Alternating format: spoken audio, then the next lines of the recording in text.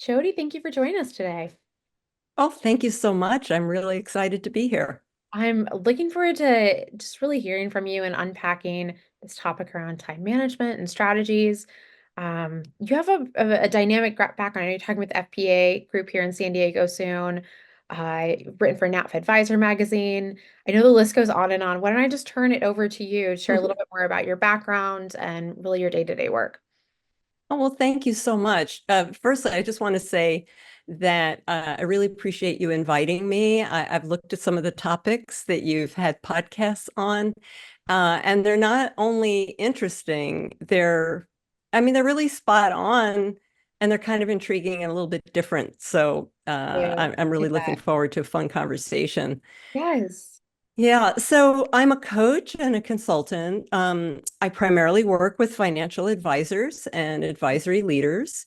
And much of what I do is helping them invest their time and their mental bandwidth on really high value outcomes. And a lot of this involves helping them make the best decisions for right now and for the future. Mhm. As a former client of mine once said, he believes, and I don't know if he made this up, but I'll give him credit for it. Yeah. He believes in making the best decision that you can right now, and then making it the best Mhm. decision. And Mhm. I thought that was absolutely brilliant. Mm. And it's a nice way to think about time management. Yes. So yeah, some of the kinds of things I work with people on is stay or break away. Mhm. And the first question I ask is, have you ever done any marketing to get your own clients? Mm. And then it goes on from there. They may want to attract more ideal clients or get the courage to ask for better base pay where they are. They need help managing a change or transition, implementing a succession plan, Mhm. hiring the right people, and more. And a lot of it really starts with getting super clear about how to spend your time and how to focus and all of that. And kind of I learned a lot of this, of course, through my voluminous academic training, Yes. and probably more so just through life experience and from my clients. I've been on my own since I was 18. I've had lots of different jobs. I've had to juggle my time, working, going to school, getting my degrees. I sort of fell into a career as an internal growth consultant, Mm. eventually became a chief information officer, Wow. building kind of data systems to Yes. be able to collect market research, really understand what your clients need and want. That's invaluable. Um, and while most leaders are really great at at creating goals, I mean, planners are great at planning, Yes. and they're also human beings, and so implementing them is a challenge while dealing with everything else. And I've had to juggle a lot of plates in my own life, and so. I think I'm pretty good at helping people to get clear about what they do and what they really shouldn't be doing, Yes. and to keep on course with that. I really appreciate that because you've had, it sounds like a diverse um, amount of like, not only work experiences, but then the education to pair those together, which I would assume would create a very relatable relationship with those that you're working with. You can take more of the academic meets practical route there. So, with that, time management is such a where do we even start, right? Because it's one of those things like what you're saying, where you take your time is, I mean, it's a reflection of your business growth, your hiring, your relate, so many things, right? And it's easy to get stuck on something that you might just really enjoy doing, but you shouldn't be doing. So, talk to us about that. What are common time management challenges that others have. And I know this is not against this is not for any title, right? So that it can really be a time management challenge if you're the head of a company, owner of a firm, or if you are in a COO role or a new hire as an advisor, whoever it might be. So share a little bit more if you don't mind. You know, that is that's such a great observation And a really core principle with time management is forgiving yourself. Yeah. And it's hard for everybody. I find, you know, being really ethical and hardworking is so central to being a great financial planner, especially fiduciary fee only planners. It's hard to separate personal and professional. And I know we'll talk a little bit more about that. Um, so really, yes, it affects everybody. And if you think that you're the only one, I'm saying this to everybody listening, including Yes. ourselves as a reminder. If you think that you're the only one who struggles managing time because everybody else looks sort of cool as a cucumber, Not the, a lot yep. of us are very good at acting, Mhm. acting as if everything is fine when it isn't necessarily. So it's a human dilemma. These are struggles with time management are really a normal and predictable outcome, especially of growth. So, the irony or the paradox of it is that if you're struggling with time management, it's possible that you're doing a whole lot of things right. You just may be over pressuring yourself to do everything all at once instead of chunking it Fair. out and sequencing it. So Yep. absolutely. And when there's growth, there's more of everything. There's more of everything to manage, more demands, more distractions, more decisions, Hmm. just more to do, more to track, more people to coordinate with. So So really true. mastering time management is a critical success factor for doing almost anything else Yep. and for sustaining Hmm. growth and success. And there's a John Kabat-Zinn book. I have to confess, I didn't read the book, but I love the title. Yes. Tell I, me. I think it's wherever you go. Um, So wherever you go, there you are. hmm. So as you grow to become a firm owner, Mhm. um, uh, if you're a founder, if you're an intern and you're becoming an associate, wherever you go, there you are. This doesn't change. Regardless of if you're ready for it or not. So Oh remember God, that are you ever? I know, I remember there's a CEO that we've worked with, completely started as a small team, grow the company to over 200 employees, and we'll look at everybody and say, this is the first time I've ever been the CEO. And I'm still learning too. And I just really appreciated that humbleness and the just the reality of where you are, right? And being able to be open to that feedback or what have you. So, but with that, all of us, right, we're trying to climb ladders. We've got Mhm. personal challenges at home. We might be juggling like little ones, aging parents, like so many things that, interfere with people's lives. Well, how do you kind of draw that boundary between, right, the time management between home and also the day to day? Um, yes. So for those of us who do work that we really love, it's hard to draw the boundary because you want to be able to pour yourself into your work. Yes. And, in your work, it can be very creative and it can occupy other aspects of life. I think the real key is to have a way of always knowing what to focus on, Yes. and always vetting your time. Hmm. I have two wonderful questions that I love for that. One I learned when I worked a lot with quality improvement, Hmm. and the other I just sort of made up. So there's a fabulous question. It's called the so what question. Yes. So if you're clear about what you want to accomplish and you know why you want to accomplish it, and Mhm. there's a metaphor for that, it's about making sure at all times your ladder is pointed against the right wall because you could climb up that ladder and Yep. basically you could get somewhere, but it's not where you wanted to get to. Yes. It's Yes. just like numbers. You can crunch numbers and you could pass a test crunching all the numbers, but if they're irrelevant, you've wasted all your time crunching the numbers kind of thing. So always being very clear about so what? I mean, why am I doing this? Yes. And then the other question that I like to add, it has a little bit to do with ego, is So why am I doing this? Am I Hmm. trying to prove something to somebody? That's right. Do I Yep. really need to be doing that? Yep. What's the And bigger picture? Hmm. yeah, and it doesn't matter. Or Yep. does it matter now? Mhm. Um, will it matter soon?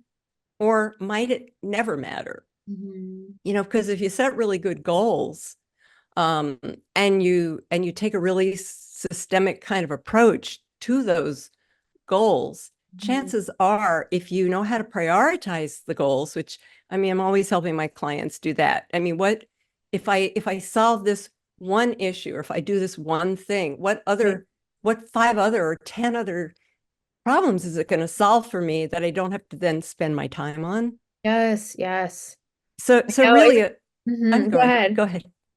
It makes I me was, think of in Gantt charts, you've got the critical pathway to success, right? If we do this, it's going to move the needle and push all these other things this way. But it's like, what is that actual critical pathway for decision making? So, and how do you make sure you align strategic efforts, manpower, resources, so on and so forth to that objective?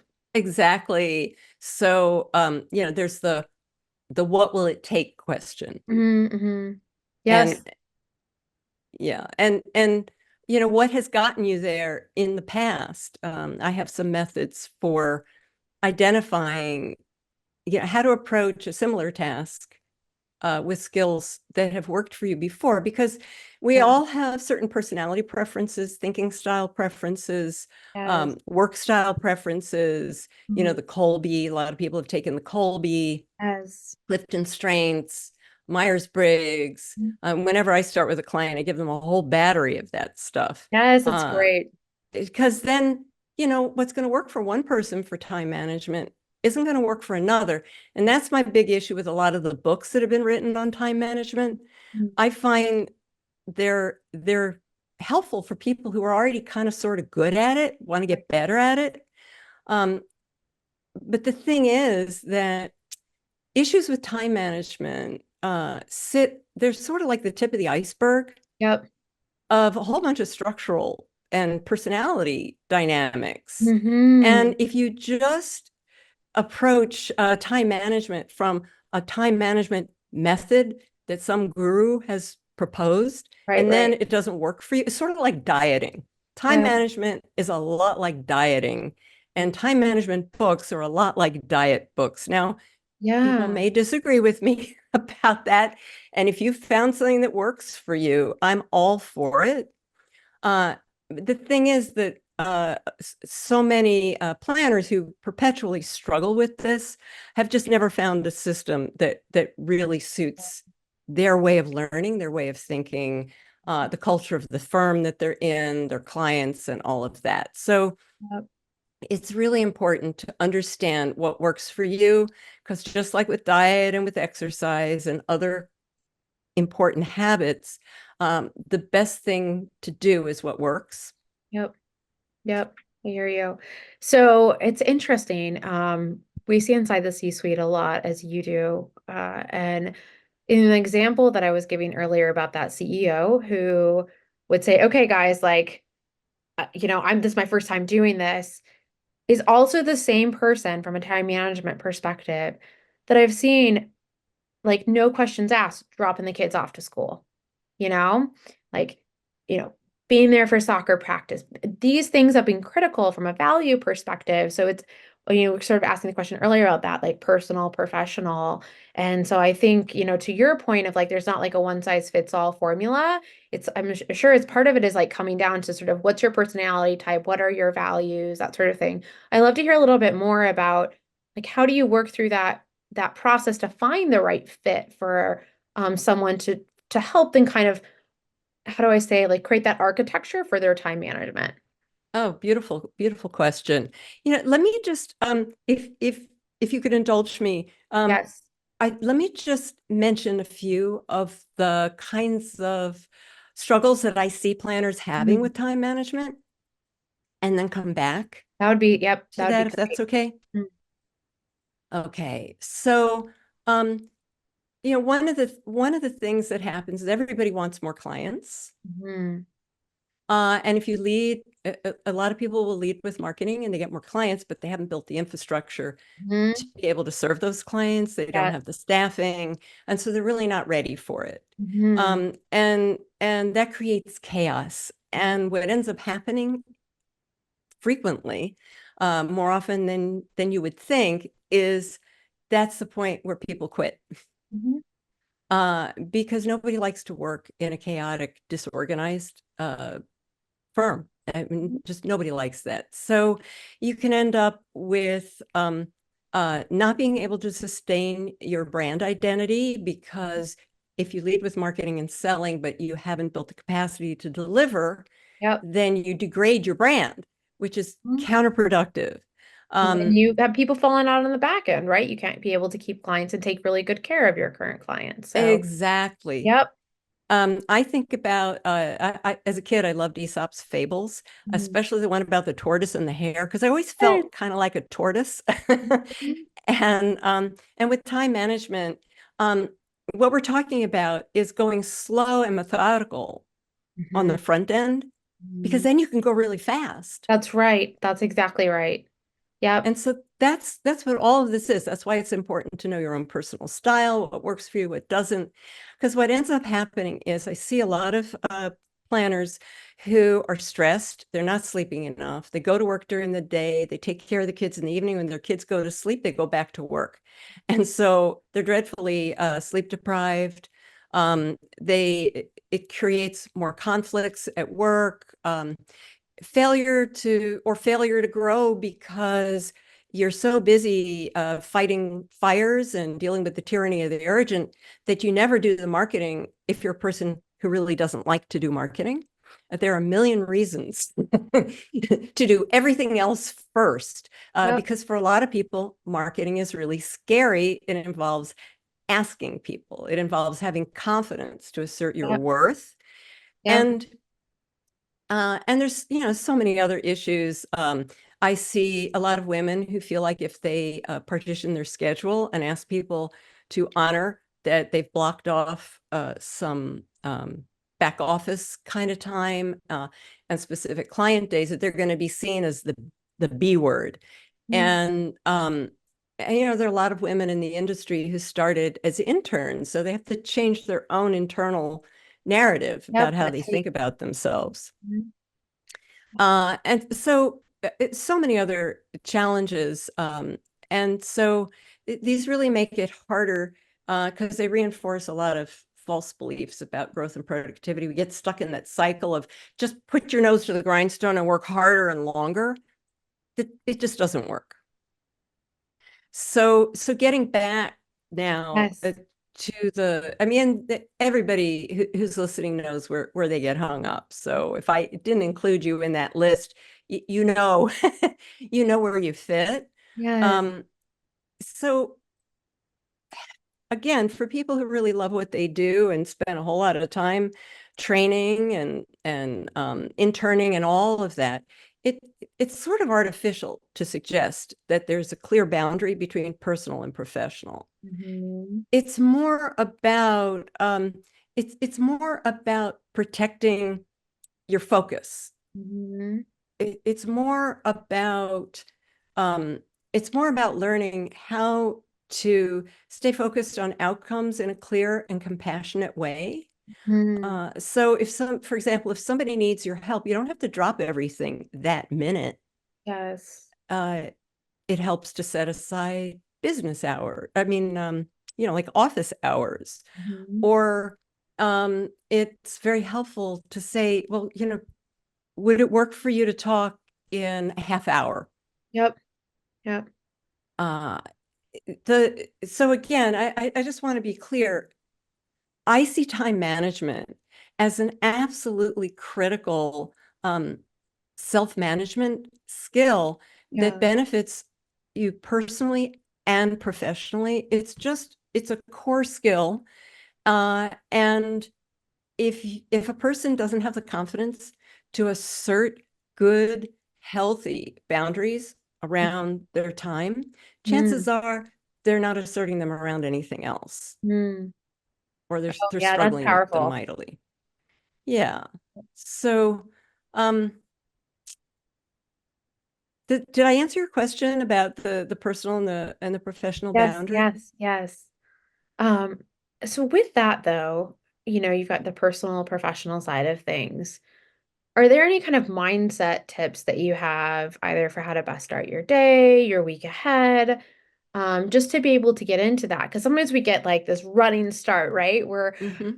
we've got this plan in place, we've blocked off time, we've done whatever fits right for us, or maybe it's lessons learned from the past that seems to work really well. But how do you keep that momentum going? Sometimes it's really easy to have like a great Monday through Wednesday, and then you just sort of like I just, you just fried. So what thoughts do you have around that?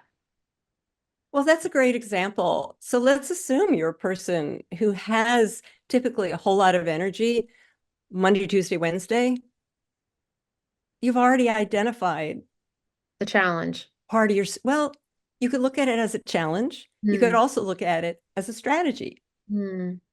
Yep. If you're a person who has the most energy Monday, Tuesday, Monday, Tuesday, Wednesday, then schedule the, your most creative tasks, your most challenging tasks Monday, Tuesday, Wednesday, Hmm. and then do what I affectionately call the picky yicky stuff, Hmm. you know, on Thursday and Friday. Yep.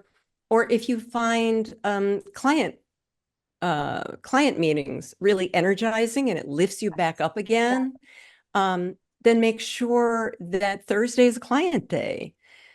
And if you do really, really well Monday through Thursday, then maybe Friday can be a half day, or Friday can be, if you're on a hybrid work schedule, a work from home day. And just it's important to there's sort of 5 steps to that. I mean, you've Wow. already kind of given part of it away. I mean, Mhm. the first step really is to know what to focus on and what not to focus on. And that comes from having is a really good, thoughtful kind of a plan, a simple plan, not more than 3 to 5 goals. Mhm. And ask yourself that so what question when you find yourself going off course. But it starts with being really clear about what you want to accomplish. And then the next step is that being aware of your own patterns. I Yes. love to use a thinking styles inventory because some people are very visual and kinesthetic, like Uh-huh. hands-on, Yep. and some people are more word and number kind of people. Yes. And having a calendaring system in your computer probably works better for one of those number and word people, whereas those of us who are more visual and tactile, good old fashioned paper, because out of sight is out of mind. Hmm. Hmm. I used to do a lot of ADHD coaching, Hmm. and if anybody listening either has permanent ADHD or temporary from being overwhelmed, because you Yes. can have temporary symptoms of ADHD, um, knowing, keeping having visual cues is very helpful, because if you're keeping track of so much, then truly out of sight is out of mind. Yes. Um, Electronic systems don't work really well. And I would wager that a lot of people who've tuned in to this conversation about time management are people who need visual cues. Mhm. So, I've just been doing this a long time. So, Yes. um, Very interesting. yeah. So, and, structure your calendar to support success. So plan around when you're going to have the most energy. Like, I'm not a financial planner, but I really like preparing my taxes and doing my bookkeeping. Yes. I'll save those things for Thursday, Friday, Um, because I can do them with music on, do them sort of in the background. So yes. there's a train. I don't know if you heard the train whistle in the background there. No, no, I didn't hear it. You're great. So, um, And yeah, and just have a good system translate that into your calendar. If other people can schedule time mhm. onto your calendar, block off office hours, and communicate that to the people, because a client is just as happy being offered an appointment on a Tuesday, Wednesday, or Thursday every other week they don't know the difference. Right, right, right. Um, So yeah. just so I'm following one to one, when you're saying a visual cue, you're literally saying like a block on your calendar, like this is my focus time. Or maybe you have like things written down on your desk and you say like these are my I'm going to literally physically scratch this off, but it's literally something where you're looking at it. Yes, yes, you can action it. Okay. That's helpful. It's something you can touch. Handwriting is good. Um, Yes. it reinforces memory. Um, and there was something else I was going to say about that. Oh, okay. So I'm a big proponent of weekly goals Hmm. rather than daily goals. Mm-hmm. So when I work with a planner and they really want to get control of their time management, there seems to be an instinct to put tasks on their calendar, like every hour of every day, and be Yeah. real detailed. I can tell you that most of us, when it comes to time management, we got a little toddler in our brains.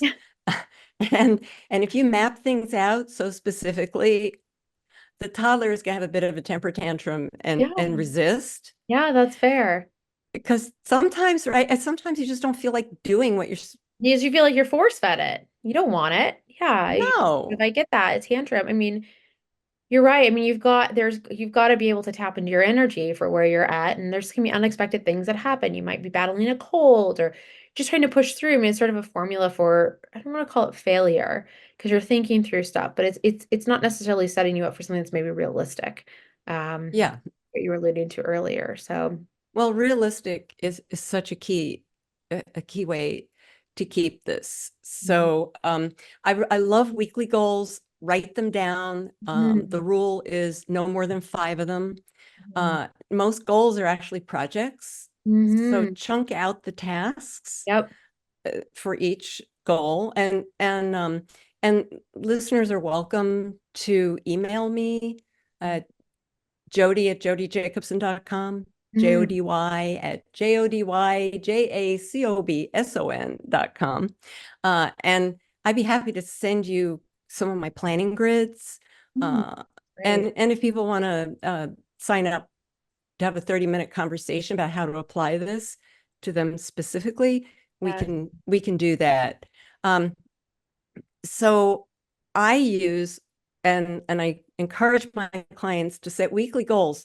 So then you ask, okay, so what happens, how do I translate that into every day? Yes. So if you've blocked your schedule off to allow project time, Yes.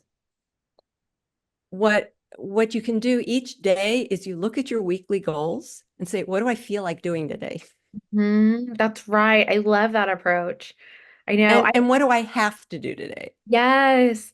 I've sometimes taken the approach of like answering the question, like this week will be successful if dot dot dot. And then you have like a few big projects. And to answer your piece of it is like, okay, there's likely going to be some sort of priority order, but allows you to kind of structure it out. So, and I also am a big fan of time blocking and then to have that flexibility. I remember there was it was a COO that we worked with, and I remember she made the comment, she's like, I feel like my schedule is like a street sidewalk in New York. Like everybody's just walking all over it and taking up time and everything. And she's like, I just gotta block off stuff because when you have that white space, it's so energizing. And then you can really feel like you had a productive use of time versus like dabbling a little bit of here and there and just sort of like, what did I even do today? So really appreciate those recommendations. And what are the, Yeah, and yeah, go I'm ahead. well, just sort of the follow-up question to Uh, that is, well, what happens if it's Friday and you haven't gotten half your list done? yes, roll it over next week. You can roll over some of it. But here's the thing that happens when you have the weekly goals Hmm. is so some people are early starters Hmm. and some people are deadline driven. Hmm. And I mean, that's one of the key that's one of the Interesting. yeah, the Myers-Briggs is great for identifying that. I Yes, really like nuances. that part of it. And so if you're an early starter, well, you're probably one of those people who is gonna get really important stuff done at the beginning of the week. Mhm. If you're deadline driven, you need the adrenaline to Yes. get through it. So you get the stuff done that has time constraints. Mm. You know, if somebody needs something from you by Tuesday, you make sure you get it done on Monday. But, you reach Friday and there's still stuff on your list that has to get done this week that can't roll over till next week. Well, then adrenaline comes in. That push. Yep. It's those And late night. Yep. Push.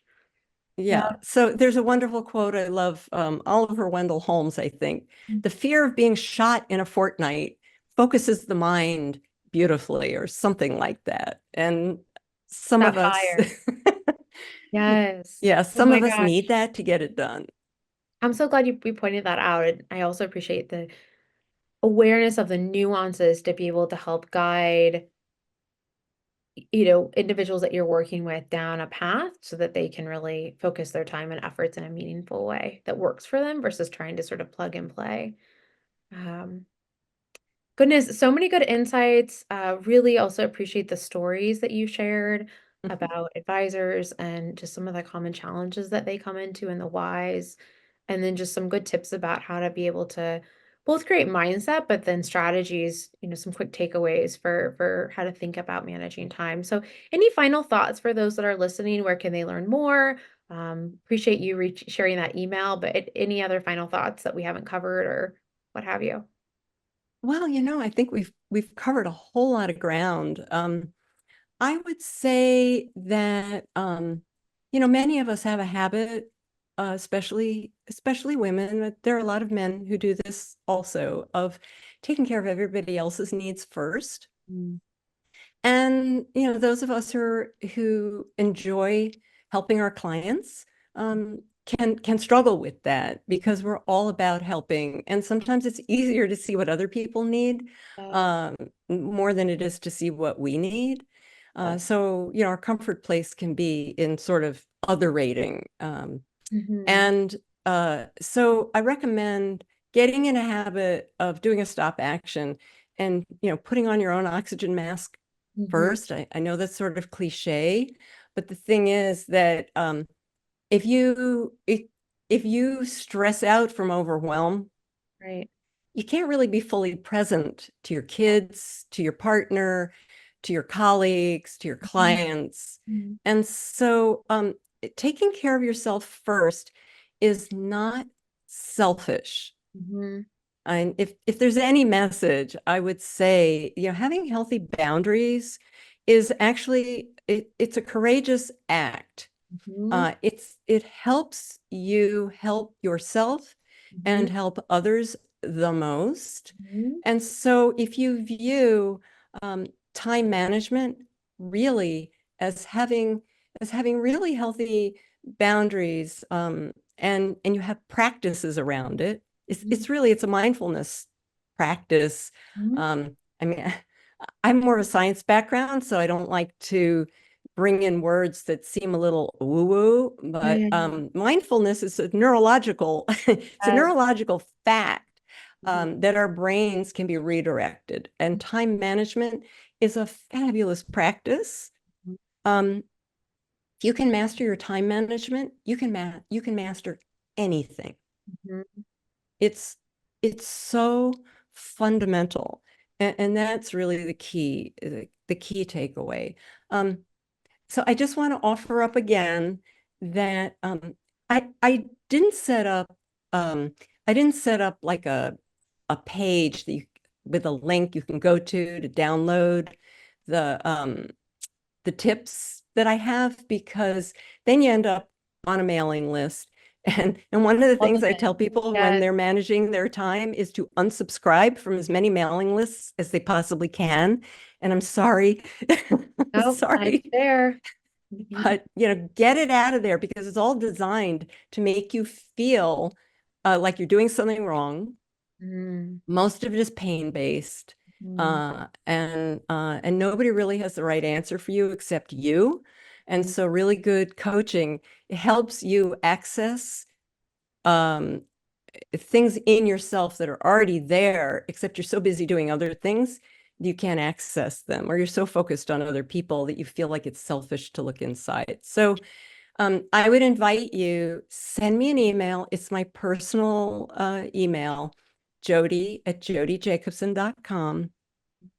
And I'll send you some tips, and I can send you some forms, and you can change them around to work best for you. And then if you'd like to get on the phone for 30 minutes, I would be absolutely delighted to help you with strategies of how to make this stuff work for you. Wonderful. Jody, thank you so much. So many good insights. I also really appreciate some closing thoughts, especially about, how management really takes courage. It's one of our values here at Out and About, and leaning into that. And I really agree with you, right? It's really being able to stand up for what's important for you, for your family, for your time, for your own well-being. And ultimately, then that has a ripple effect into all the other things you're doing. So thank you again. Well, thank you so much. And uh, I mentioned before we got started on the recording that did you ask great questions? And I think it's clear to everybody here that your podcasts are really important because you're asking great questions, which helps people like me to share information more effectively. So thank you very much. Well, appreciate the kind words and thank you again for your time. My pleasure.